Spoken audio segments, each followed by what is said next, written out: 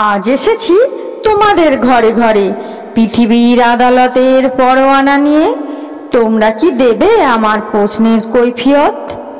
কেন মৃত্যুকীর্ণ সবে ভরল 50 সাল? আজ 52 সালের সূচনায় কি তার উত্তর দেবে? জানি স্তব্ধ হয়ে গেছে তোমাদের অগ্রগতির স্রোত, তাই দীর্ঘশ্বাসের ধোঁয়ায় কালো করছো ভবিষ্যৎ। আর অনুশোচনার আগুনে ছাই হচ্ছে উৎসাহের কয়লা। কিন্তু ভেবে দেখেছো কি, দেরি হয়ে গেছে, অনেক অনেক দেরি। লাইনে দাঁড়ানো অভ্যাস করনি কোনোদিন। একটি মাত্র লক্ষ্যের মুখোমুখি দাঁড়িয়ে মারামারি করছো পরস্পর। তোমাদের ঐক্যহীন বিশৃঙ্খলা দেখে বন্ধ হয়ে গেছে মুক্তির দোকানের ঝাঁপ। কেবল বঞ্চিত বিহল বিমূঢ় জিজ্ঞাসাভর চোখে প্রত্যেকে চেয়েছো প্রত্যেকের দিকে। এমন কেন হলো?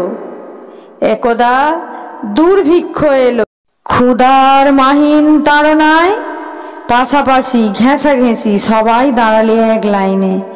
ইতর ভদ্র হিন্দু আর মুসলমান একই বাতাসে নিলে নিঃশ্বাস। চাল, চিনি, কয়লা, কেরোসিন এসব দুষ্প্রাপ্য জিনিসের জন্য চাই লাইন। কিন্তু বুঝলে না, মুক্তিও দুর্লভ আর দুর্মূল্য। তার জন্যে চাই 40 কোটির দীর্ঘ অবিচ্ছিন্ন এক লাইন। মূর্খ তোমরা, লাইন দিলে কিন্তু মুক্তির বদলে কিনলে মৃত্যু, রক্তের বদলে পেলে প্রবঞ্চনা।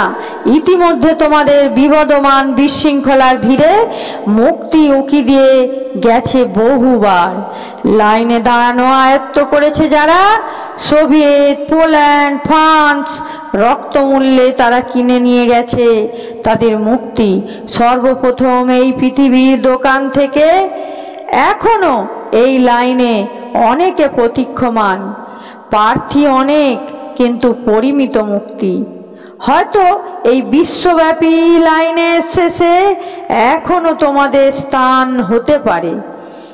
এ কথা ঘোষণা করে দাও তোমাদের দেশ ও প্রতিবেশীর কাছে, তারপর নিঃশব্দে দাঁড়াও এ লাইনে প্রতিজ্ঞা আর প্রতীক্ষা নিয়ে।